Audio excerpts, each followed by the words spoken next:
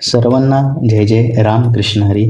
तर सर्वप्रथम आपण 14 टाळकरी प्रवेशद्वारातून आलो आणि 5 मिनिटावरच आपल्याला जर सरळ चालत आलो तर तुकाराम महाराजांचं शिळा मंदिर आणि त्यानंतर तिथून बाहेरच आपल्याला वैकुंठ गमन स्थानाचं दर्शन होतं. वैकुंठ गमन स्थानाचे महत्त्व, तिथे असलेले स्कल्पचर, हे सगळं आपण अगोदरच्या व्हिडिओत एक्सप्लेन केलं आहे, पाहिलं आहे. जर तुम्ही तो व्हिडिओ पाहिला नसेल तर माझ्या यूट्यूब चॅनेलला भेट द्या आणि तो पहिला पहा.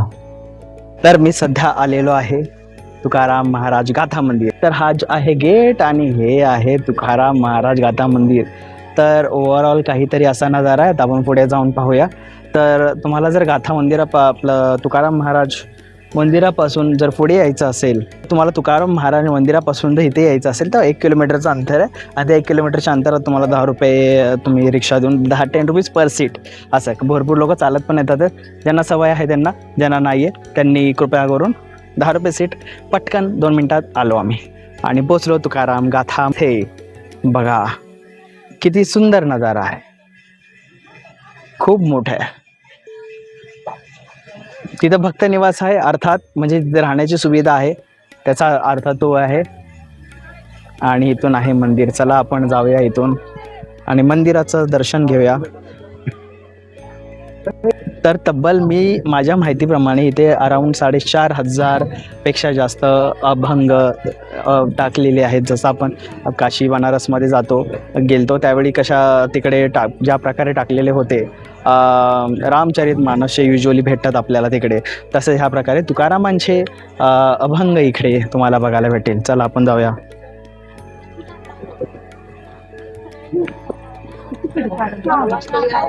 हे खूपच भव्य आहे, तर तुम्ही कृपा करून स्वतः या कॅमेरा जस्टिस करणार नाही.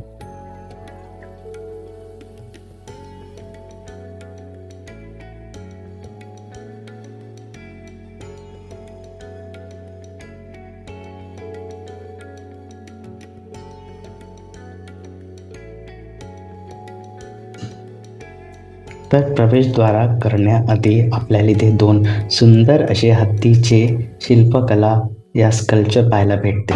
इथे खूप सुंदर सुंदर फोटो येऊ शकतात. तुम्ही बघू शकता बाजूला आणि तसंच बाहेरही. तर आता आपण दर्शन घेऊया इकडनं सुंदर प्रकारे. आय थिंक याला मजला पण असणार जेवढं मला माहिती आहे, कारण काशीमध्ये पण अशाच प्रकारचं मंदिर आहे. तर आता आपण तुकारामांचं मंदिर आहे, त्यात तुकारामांची मूर्ती आहे ते पहिली पाहूया. त्याच हिशोबाने हे गाथा मंदिर आहे, त्याचं मिनी स्कल्पचर इथे दिलेलं आहे.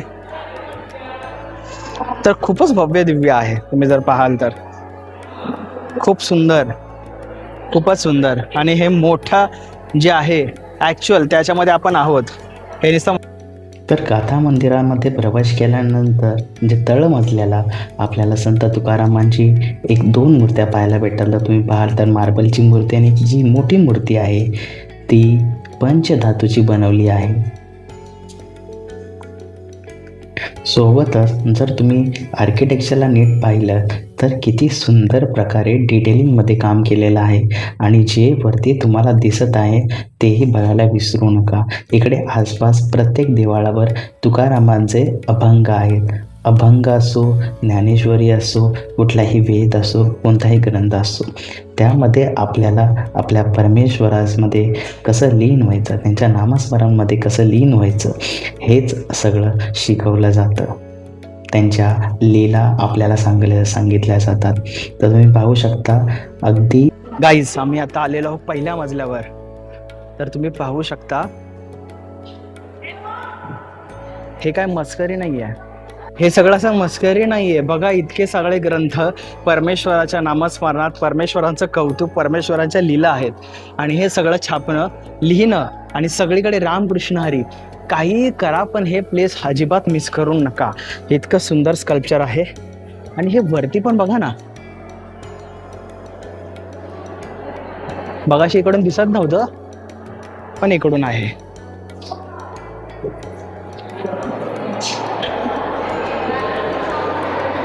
तर एक एक भाग आपण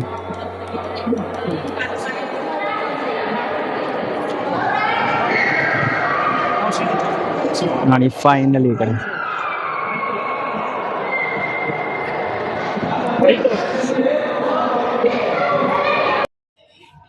तर तुम्हाला 2 मजले पाहायला भेटेल जिथे तुकारामांचे अभंग आहे आणि सोबतच सुंदर अशी विठ्ठल रुक्मिणीची मूर्ती. आणि हे जे वरती स्कल्पचर आहेत ना, हे जे वरती, हे बेसिकली तुकाराम महाराजांचे विविध अवतारात सांगितले आहेत. तर अशा प्रकारे देहूची यात्रा संपन्न झालेली आहे. जितकी महत्त्वाची ठिकाणे म्हणजे जितके आम्ही इथल्या लोकल लोकांना पण विचारलं, तर जी पण ठिकाणं आहेत की इतरत्र आम्ही विचारलं की इतर काही अजून ठिकाणे आहेत का जी बघायची आहेत, तर अजून एक आहे काहीतरी डोंगरावर, इथून 7 किलोमीटर, पण ते अजून बनते आहे गेस. सो पण महत्त्वाची ठिकाणे आपण कव्हर केलेली आहेत. आणि हे शेवटचं मंदिर गाथा मंदिर. तर इतकंच संपून आता मी चाललोय आळंदीला. बस स्टॉपला जाऊन आळंदीला जाणार आणि तिथेच राहणार आणि उद्या सकाळी आपण आळंदीचं दर्शन करणार संपूर्ण सकाळी जाणार. तर आळंदीचा देहूचा प्रवास इथपर्यंतच होता. आपण जेवढं पॉसिबल आहे सगळं केलं. मजा आली. आणि हे मंदिर बघायला विसरू नका, साक्षात खूप सुंदर आहे. तर इतकंच बोलून हा ब्लॉग संपवतो. जय जय रामकृष्ण हरी.